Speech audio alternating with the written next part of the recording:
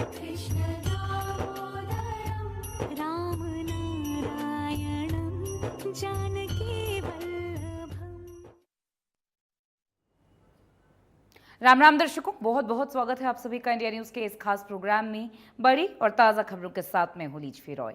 इस खास प्रोग्राम का आगाज करेंगे और बात करेंगे कृष्ण जन्मोत्सव की।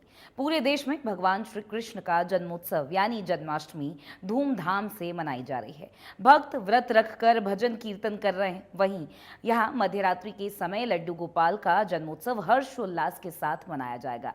जन्माष्टमी के इस पावन अवसर पर श्रद्धालु भक्ति और उल्लास के रंग में डूबे हुए हैं। मंदिरों को दुल्हन की तरह सजाया गया है और भगवान श्री कृष्ण की नगरी मथुरा में अलग ही अंदाज देखने को मिल रहा है। मथुरा को दुल्हन की तरह यहाँ पर सजाया गया है। पूरे ब्रजमंडल को यहाँ पर रंग बिरंगी लाइटों के साथ सजाया गया है। सभी भक्तों में जन्माष्टमी को लेकर उत्साह नजर आ रहा है, लेकिन ऐसे में भक्तों के मन में काफी सारे सवाल आते हैं कि भगवान कृष्ण की पूजा करने का सही तरीका क्या है, जन्माष्टमी का व्रत कैसे रखना चाहिए। ऐसे अनेकों सवाल पर आज विस्तार से चर्चा करेंगे। हमारे साथ आपके सभी सवालों के जवाब देने के लिए हैं महंत मुनिराज जी महाराज। देश भर में यहाँ जन्माष्टमी की धूम को लेकर सारे सवालों के जवाब महंत जी देंगे। तो यहाँ पर कृष्ण जन्माष्टमी का दिन पूरे ही राष्ट्र में बेहद ही धूमधाम से मनाया जाएगा। आपको बता दें, बेहद ही खास दिन है सनातनियों के लिए। हिंदू धर्म में श्री कृष्ण जन्माष्टमी का पर्व बड़े ही धूमधाम से मनाया जाता है। इस साल ये त्योहार 16 अगस्त यानी कि आज शनिवार को मनाया जाएगा। ये भगवान कृष्ण का 5252वां जन्मोत्सव है और इस दिन भक्त पूरे दिन उपवास रखते हैं। भगवान के बाल स्वरूप लड्डू गोपाल की विशेष पूजा अर्चना की जाती है और यहाँ पर माना जाता है कि भगवान श्री कृष्ण का जन्म भादु कृष्ण की अष्टमी तिथि पर मध्य रात्रि को रोहिणी नक्षत्र में हुआ था।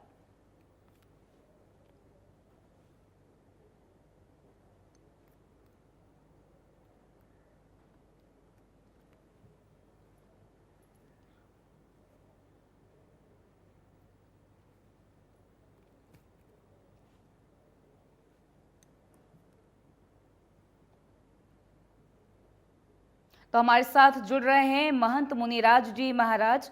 महंत जी, आपका बहुत बहुत स्वागत है इंडिया न्यूज़ के इस खास ब्रॉडकास्ट में जुड़ने के लिए। बहुत से ऐसे सवाल हैं, आज बेहद ही खास दिन है, सनातनियों के लिए बड़ा दिन है। शुरुआत करेंगे हर जानकारी लेने की, लेकिन शुरुआत में सबसे पहले कृष्ण जन्म कथा आपसे जानना चाहेंगे, क्या कहेंगे महंत जी? सबसे प्रथम तो मैं महंत मुनिराज समस्त देशवासियों को एवं आपके चैनल के माध्यम से सभी को बहुत बहुत बधाई देता हूं।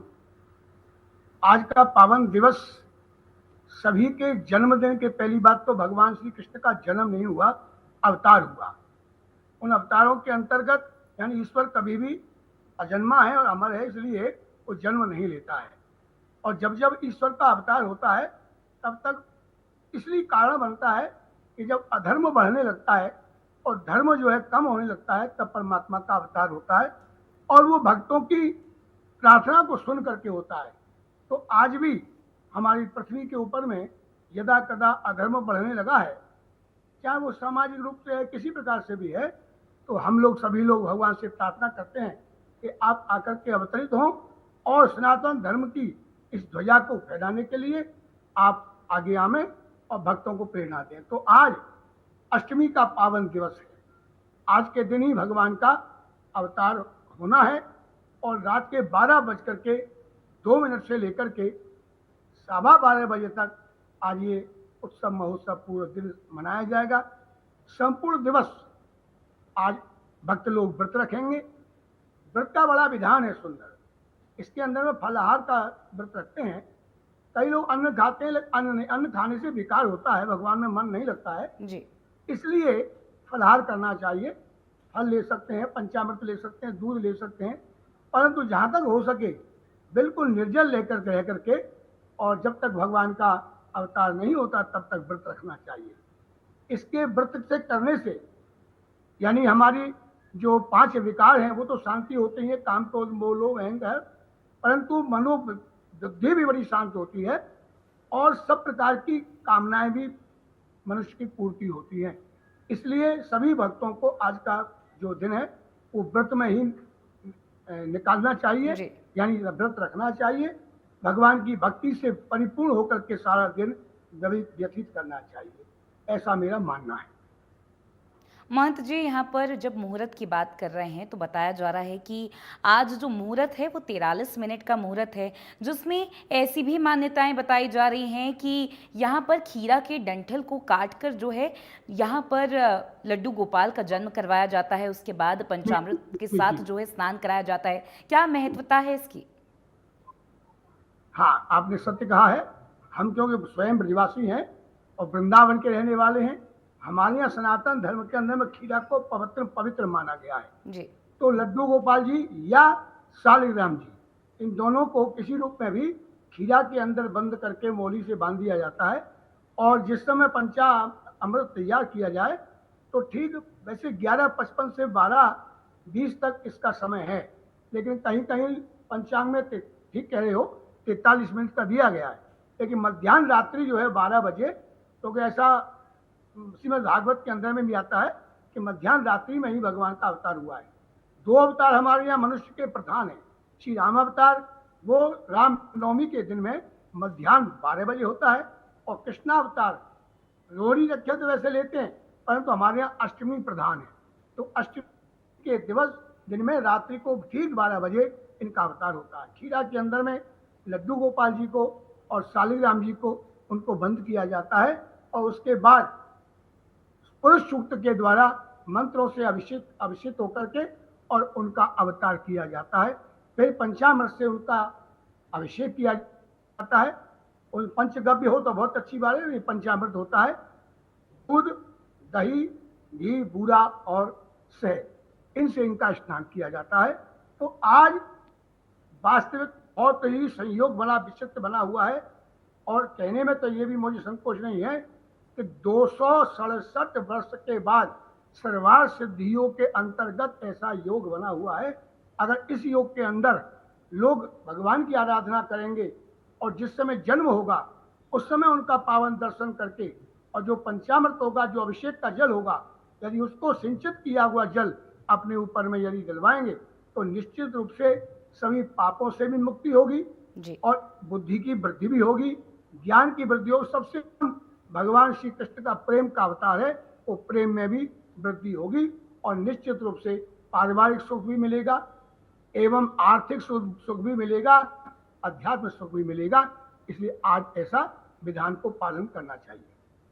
महंत जी, क्योंकि आज बेहद ही खास दिन है, सनातनियों के लिए बेहद ही अहम दिन है, बताया जा रहा है कि किस तरीके से 5252वां जन्मोत्सव यहाँ कृष्ण भगवान का जो है मनाया जा रहा है। क्या ऐसी वो गलतियां हैं जो पूजा अर्चना में बिल्कुल भी नहीं होनी चाहिए, जो विधि में एक तरीके से बाधा डाल सकती है? किन चीज़ों का ध्यान उन लोगों को रखना चाहिए जो पहली बार इसका जो है व्रत रखने वाले? जी, बहुत सुंदर प्रश्न किया है आपने। ये सत्य है कि पूजा का विधान वैसे बहुत बड़ा है, लेकिन जी। भोले भक्तों के लिए ये कहा गया है कि भाव को भाव अलख आलसहु, नाम जपत मंगल दिशे दसहु। भाव से कुभाव से किसी प्रकार से भी यदि परमात्मा की आराधना, साधना, अर्चना, वंदना, पूजन किया है तो परमात्मा स्वीकार करते हैं। गजराज ने कोई वंदना नहीं की, कोई पूजा नहीं की, मीरा ने कोई बहुत बढ़िया ऐसी पूजा नहीं की, धन्ना जाट ने ऐसी पूजा नहीं की, लेकिन और तो और अफगानिस्तान काबुल से आया हुआ रसखान, यदि उसने भी मनोभावना लेकर के शुद्ध भाव से भगवान का भजन किया, आराधना की और सेवा करी, तो उनको साक्षात बांके बिहारी का दर्शन हुआ। तो कहने का भाव है किसी प्रकार से भी भाव से भगवान की पूजा करनी चाहिए।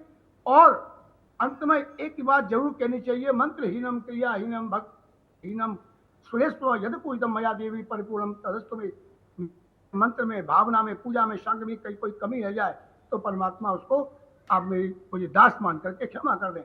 लेकिन फिर भी किसी प्रकार की आज के दिन एक तो किसी की निंदा नहीं करनी चाहिए, किसी की चुगली नहीं चाहिए, कोई चोरी नहीं करनी चाहिए, कोई तामसी आहार का सेवन नहीं करना चाहिए। तामसी आहार सेवन करने से मन के अंदर में क्रोध उत्पन्न होता है, और क्रोध एक ऐसा है जो जैसे रुई के पहाड़ को एक छोटी सी चिंगारी भस्म कर देती है, हमारी साधना को जरा सा भी किया हुआ क्रोध भस्म कर देता है। तो शांत स्वभाव से, शुद्ध भावना से, जो भगवान कहते हैं पत्रम पुष्पम फलम फलम तोयम योमद हत्या सम प्रिय, पत्र हो, तुलसी का पत्र हो, फल हो, और फल तो अपने मन का फल हो, भगवान को अर्पण करना चाहिए। तो इस प्रकार से भगवान तो बहुत सरल है, लेकिन फिर भी किसी प्रकार की गलती यदि हो भी जाती है तो क्षमा प्रार्थना करनी चाहिए। और सबसे बड़ी आवाहनम न जानामी विषयम पूजाम चैव न जानामी क्षमतम परमेश्वर, मैं तो पूजा जानता ही नहीं, आपको न बुलाना जानता हूँ, न विदा करना जानता हूँ, लेकिन जैसे पूजा की है क्षमा कर दें। तो कोई भी गलती यदि हो भी जाती है तो परमात्मा सरल स्वभाव के हैं और वो दीन दयालु हैं, वो तुरंत क्षमा कर देते हैं, आपकी स्वीकार करते हैं। तो जैसे पूजा बताई गई है, आपके पास में जो भी कोई रहते हो, ब्राह्मण रहते हो, मंदिर हो कोई भी, तो वैसे तो हम आपको बता ही रहे हैं, लेकिन उनसे भी आप परामर्श ले सकते हैं और शुद्ध होकर के आज पूजा करनी चाहिए, तो परमात्मा आपकी अभिलाषों को अवश्य पूरा करेंगे।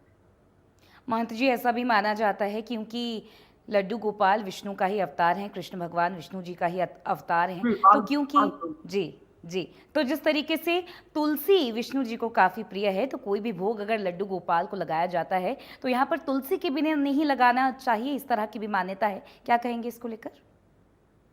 बहुत सुंदर। 56 भोग 3600 व्यंजन बिन तुलसा हरि एक न मानी, नमो नमो तुलसा महारानी।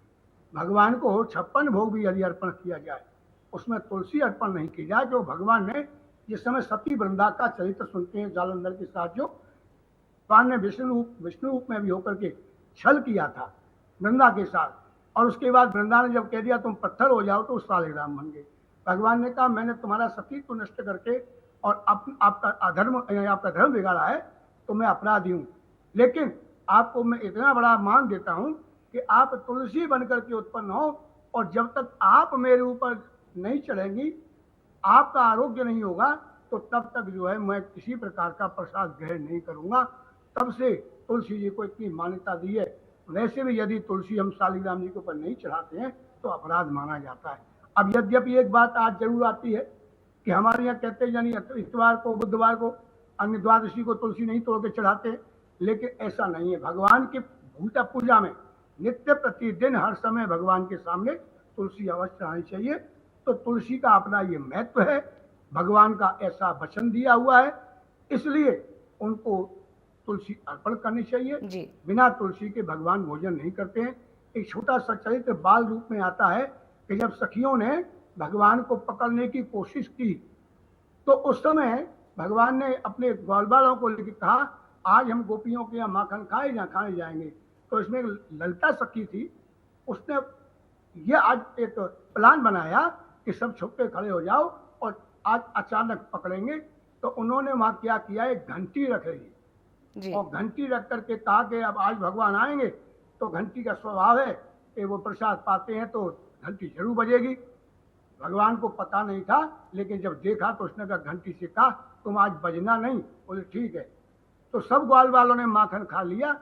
जब भगवान की कृष्ण की बारी आई और जैसे ही उन्होंने माखन खाया घंटी बज गई। उन्होंने कहा कि मैंने तुमको मना किया था। गोपियों ने पकड़ लिया। तो घंटी ने कहा कि दो चीज आपके पास में जरूरी है, एक तुलसी के बिना आप भोजन नहीं लगाते, प्रसाद नहीं लगाते। तो तुलसी गोपियों के सामने पहले रखी हुई थी माखन में, और घंटी बजाए बिना भी भगवान भोजन नहीं लगाते हैं। तो जैसे ही प्रसाद माखन खाया घंटी बज गई, भगवान पकड़े गए। तो ये भागवत जी का भी एक प्रमाण है कि तुलसी का होना जरूरी है, और भगवान को जब प्रसाद लगावे तो घंटी का भी बजाना जरूरी है, ऐसा सिद्धांत है।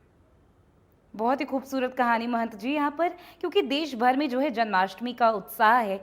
लेकिन दर्शक आपसे ये जानना चाहेंगे कि तरह तरह के लोग होते हैं, तरह तरह के लोग अलग अलग तरीके से व्रत रखते हैं। कुछ लोग जो है पूरी तरीके से उपवास कर पाते हैं, कुछ लोग यहाँ पर जो है प्याज लहसुन ही सिर्फ छोड़ पाते हैं। आप क्या कहेंगे, किस तरीके से व्रत होना चाहिए?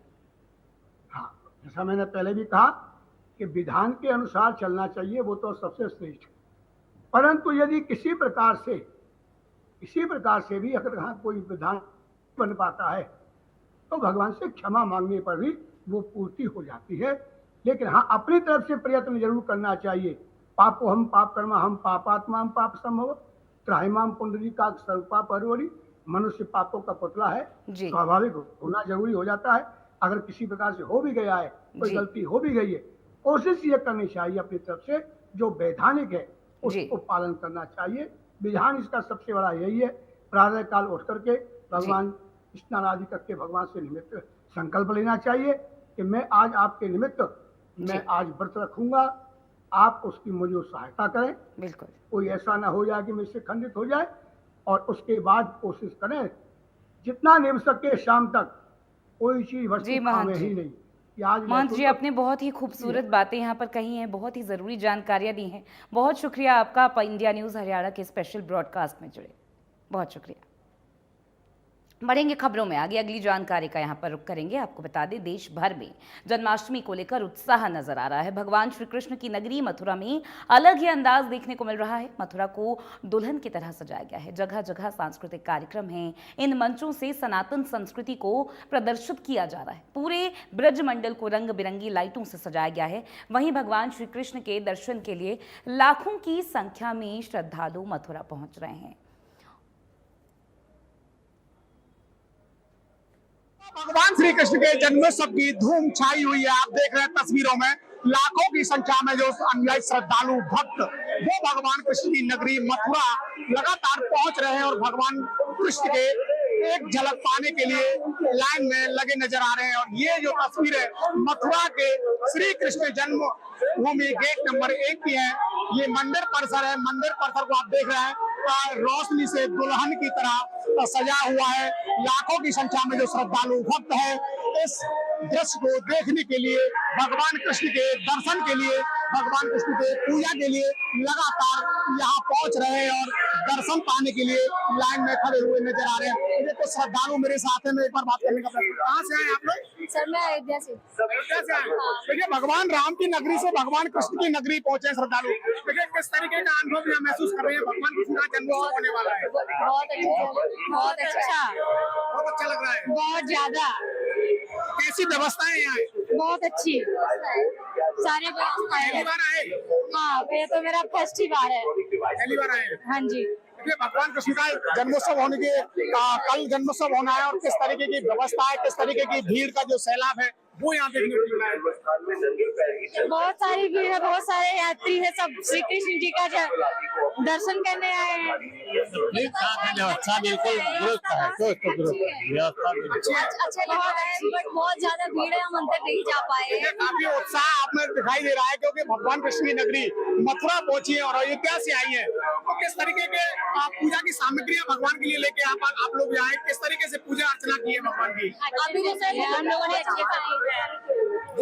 अभी पहुंच नहीं पाए हैं, अभी जाएंगे, दर्शन करेंगे और हमारी इच्छा है कि उनका दर्शन हुआ है, अब जाके वृंदावन में प्रेम मंदिर में जाना है, राधे राधे का जाप करना है। अच्छा, कृष्ण के दर्शन हो गए यहाँ? हाँ जी, कृष्ण जन्मभूमि घूम लिया है, अब हम लोग प्रेम मंदिर जाएंगे, बाकी बिहारी जाएंगे। देखिए आप भी यहाँ पहुँचे हैं, अयोध्या से आए हैं, कैसी व्यवस्था है देखने को मिल रही है? अच्छी व्यवस्था है, हम लोग को बहुत अच्छा लगा। बहुत अच्छा लग रहा है। भीड़ कैसी है श्रद्धालु की? अब भीड़ तो होगी, जन्म स्थान है, हर लोग आ रहे हैं, सबकी श्रद्धा है। अच्छी श्रद्धा है।